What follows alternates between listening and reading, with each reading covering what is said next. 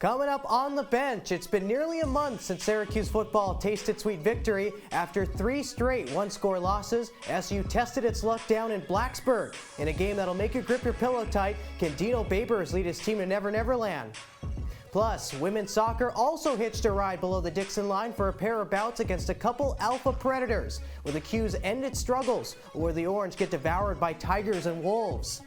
Finally, we board the 344 bus to South Campus for women's ice hockey as it dukes it out with a group of Knights. After a winless start to the season with Ariel Desmet and Abby Malotny deliver a W, we'll have all that and more. Get comfy because On the Bench starts now.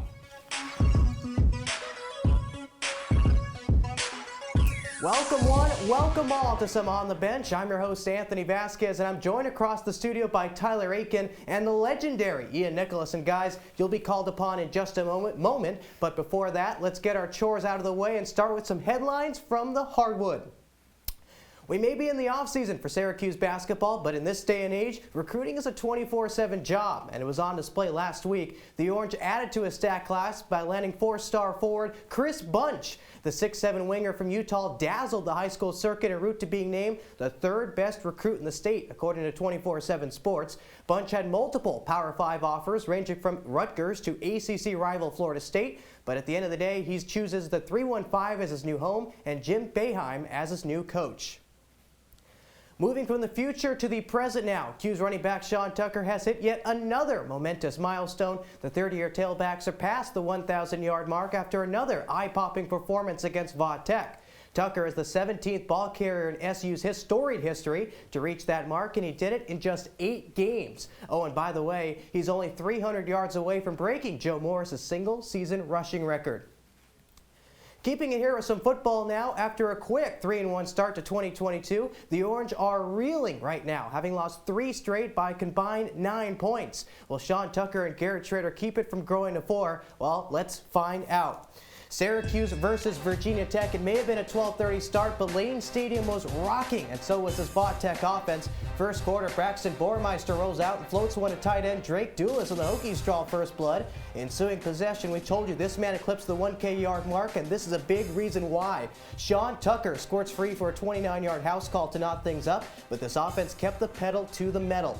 Late in the second, it's Garrett Trader's turn as he evades defenders to make it a tie game to knot things up. Cue the fight song there as he celebrates with his friends in the end zone. Now onto the PAT, Andre Schmidt. Oh no, the Hokies break through the wall, and it's Dorian Strong in a pile of humanity coming up with the loose ball and going the other way. Now I know he wears the number 44, but he certainly doesn't have that 4.4 speed, but it wasn't needed as he crosses the end zone 4-2. Tech ended up drilling a field goal, so SU has one final shot. Garrett Trader gets the edge and pinballs off of defenders all the way down to the 1. Turning to the air now, Schrader tosses a wounded duck that finds absolutely nobody. Now with no timeouts, the field goal unit comes on and doink. Andre Schmidt, I have to forget in this one, 2 missed kicks and a 6-point swing to put Syracuse down heading into the break. Now, you know the Japanese proverb, when you fall 7 times to stand up 8? Well, that's what Garrett Trader did here as he picks, grins, and reaches his way through the defense for a 6, his second tutty of the day. The Orange all of a sudden up by 1 until star Virginia Tech freshman back Malachi Thomas trudges his way up the middle for an answer. Then, different quarter, same end zone, same man. Garrett Trader, his 3rd TD of the game, and the back-and-forth fun continues. Now from midfield, Malachi Thomas again bursts up the middle. Nothing but green grass in front of him. Vaught Tech by 9.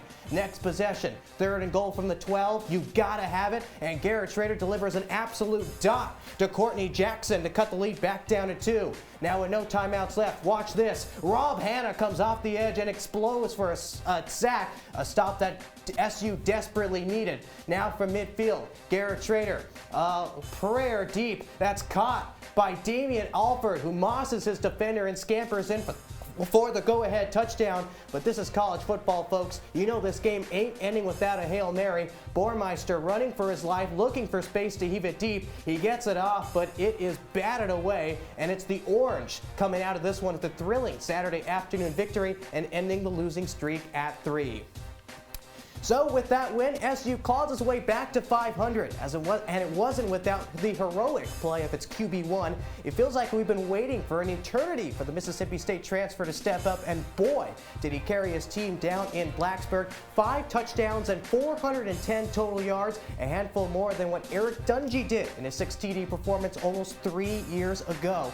And anytime you're on the same screen as a Q's royalty, you know you had yourself a good game. Well, you just saw one team on the hill snap a skid, so can we go 2 for 2? Women's soccer remains winless in the ACC, having lost 8 straight matches while being outscored 27-3 since its last win a month and a half ago. Now staring down the barrel of Clemson's Tigers, let me just say it doesn't get much better here. Let's travel down to Clemson, South Carolina, folks. First of 2 over the weekend for the SU women, who haven't won an ACC match yet, and it started off ugly for the Orange. Tigers on the attack, Malia Morris shaking, baking, and drilling the top left corner to put the Clemson Tigers out in front. Less than a minute later, Hal Hirschfeld beats Lizzie Ann Prudel to make it 2-0, and that score was the start of a goal-scoring party as Abby Hanks sends a cheeky header top bins to make it 5-0 at the end of the first 45. The second half didn't get any better as Caroline Conti finishes after a nice pass by McKenna Morris to hang a 6th spot on the board, and the Tigers, well, they were just playing with their food at this point. Grace Wagner gets in on the action, and Clemson rolls past the Qs 8-0. The Orange managed to just take 3 shots while goalie Lizzie Ann Prudel was taken out in the first half. So Syracuse still winless in the ACC, but the weekend wasn't over quite yet as it took a bus north to Raleigh to face NC State. Now 0-8 in the conference, Megan Root and the Syracuse offense will get things started off quickly as Megan Root dribbles right inside the box, and it's saved by Maria Etchezarreta to keep things scoreless, but the chances continued for a squad desperately in search of them as this shot pinballs off of the Spaniards' legs. Now late in the first half, now the pack on the prowl, and whoopsie daisy, you can't do that inside the box. A PK is awarded, and a PK is taken by Lou Gutenberger, and she cashes in the top left corner, a goot punch by State to put it up 1-0 going into the half. Well, this match was a lot closer than Clemson. It didn't mean much as Amika Kawasaki sneaks one in under the post. NC State up by 2, and to top it all off, Danae Antoine sends a beautiful through ball to Jamizi Joseph to salt this game away. NC State leads this one 3-0. The Orange, well, they get a set piece late in this one with 6 minutes left, but it is knocked away, and this loss keeps SU at the bottom of the ACC table at 0-9. Moving from the pitch to a freshly cut, cold and chilly place that is Tennedy Ice Pavilion. After a couple losses to start the year, SU played a 1-1 with Clarkson and another midweek game against Union. And the first pair, well, they did not go according to plan as Syracuse, Ariel Desmet baffled Clarkson, but the Orange ended up losing the first game in overtime. They were stabbed by the Green Knights, a sort of 3-2 loss in OT. SU went into the third period down 1 until Tatum White knotted things up late. The celebration was short-lived, though, as CU won it 3 minutes into OT. Meanwhile, the team skated to a 1-1 tie in the second leg of a weekend pair, with this one over in Potsdam, New York. Abby Malotny continued her torrid start by finding the back of the net for the 3rd time. The senior has now scored in 3 of 5 games to start the season. The week wasn't over yet for the Qs, though, as it beat the doors off of Union on Tuesday 5-0. The bludgeoning delivered by the Orange gave Ariel Desmet the CHA netminder of the week, while also giving goals to 5 different SU skaters. And all of this momentum may not be around for long, though, as number 3 Colgate hosts Syracuse up in Hamilton.